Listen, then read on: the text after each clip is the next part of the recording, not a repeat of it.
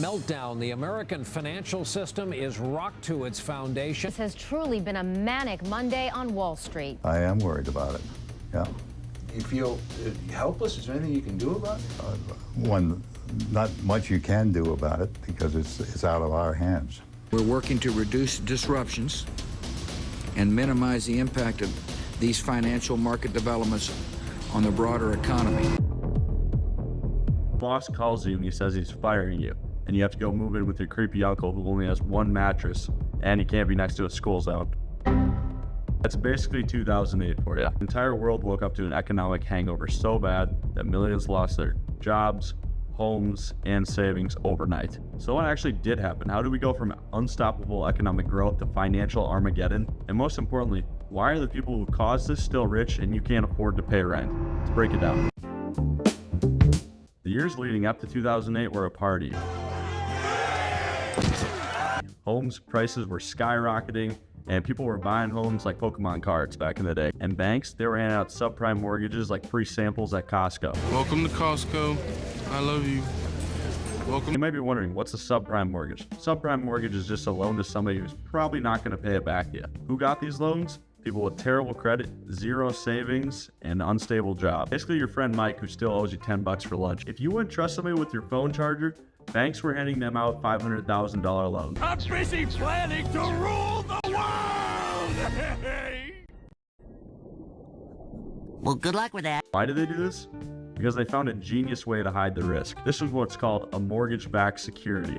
Security is the most ironic word for this name. Now, when you think of these mortgage-backed securities, think of you're making a sausage with some premium steak, you're mixing in some mystery meat, a couple rats, and maybe a shoe.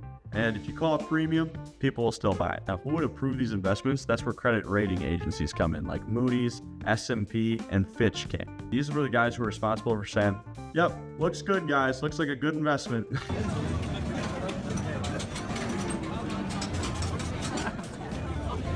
Between 2006 and 2009, 73% of these investments turned out to just be complete junk. But not that they'd ever do that to us again. They give us a AAA guarantee that they will never do that again. So banks were just selling junk loans disguised as gold. Investors ate it up. Everyone was making millions. So where did all this money go? Well, a lot of it went up noses, onto yacht parties and absurd other Wall Street parties. We're talking $50,000 club nights for bankers not even old enough to drink yet. One CEO spent $1.2 million decorating his office. Another had a $100,000 ice sculpture that literally poured vodka. That's kind of cool, I won't lie. And as long as the house prices kept going up, nothing mattered. They can do what they want. But in 2006, the bubble popped. Housing prices started dropping. People with these subprime loans couldn't afford their mortgage anymore. Banks realized that their safe mortgage-backed securities were actually pretty trash. So while I was 6 years old having the illusion that I was going to the NBA when I grew up, the entire economy was built on this same illusion as well. So same boat everywhere. And when reality kicked in, the entire economy came crashing down. The Dow Jones Industrial Average plunged more than 490 points. It is the sixth largest point drop ever. The speed with which we are watching this market deteriorate. We're red everywhere, essentially, down by 4-5%. We're down over 16%. Dow at the same time has fallen about 18%. The stock market is now down 21%. In early 2008, Fannie Mae and Freddie Mac needed emergency bailouts. But the real domino fell in September 2008. Who were the Lehman Brothers? A massive investment bank. Think of them as the Death Star of investment banks that were open for 150 plus years before that. What went wrong? They bet the house on these risky mortgages. No. Oh my goodness, Valentine! No, Whoa, no! That is not. On September 15, 2008, the Lehman Brothers collapsed. Excuse me, sir, how are you feeling? How do you think? I don't know anything more than you. I've only been here a week, graduate scheme, and so my kind of career has been halted at the first hurdle. Everyone we spoke to is basically that everyone's job is gone. It's very mysterious. People just walking around not sure what's happening. Some people are wrapping up all their belongings. People are spending all their credit on their canteen card.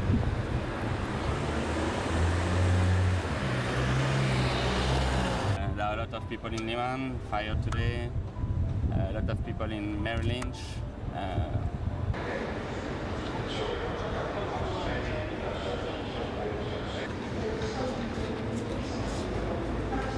It was the biggest corporate failure in history. The Lehman Brothers failure, financial institutions started being terrified of lending money to each other and basically froze the entire economy. It's like they realized we're sharks ripping off our customers, so are competitors.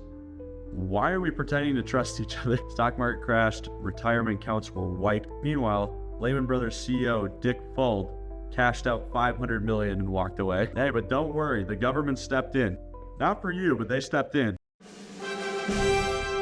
So in the US government choices, they had two options. They could just let the entire economy collapse and we go back to just bartering with our goats with each other, or they can just bail out the banks that caused it. Take a wild guess at what they chose. Bailout time. Yeah, America's great, isn't it?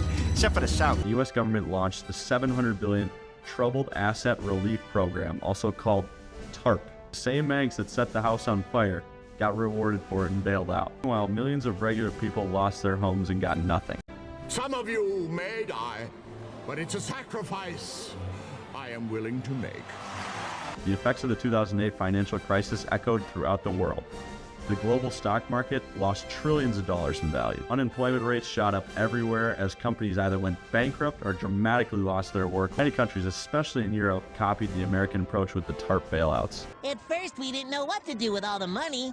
We tried burying it, shredding it, and burning it.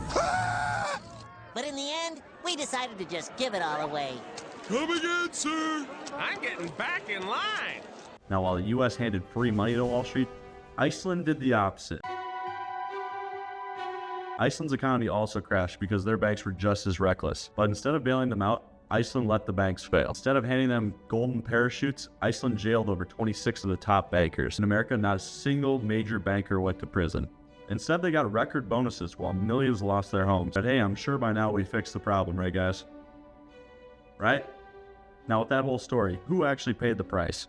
Lehman Brothers collapse. Regular people lost jobs, homes, savings. Bank executives got richer from it. And after everything, nothing really changed. So if you're wondering why you can't afford a house today, the answer is simple. The same people who were in power back in 2008 are in power now, still making millions and still giving out those AAA ratings. And if history tells us anything, it's only a matter of time before this happens again. If you like this video, like, comment, subscribe, and do that before the next financial crisis wipes out the internet. Thanks.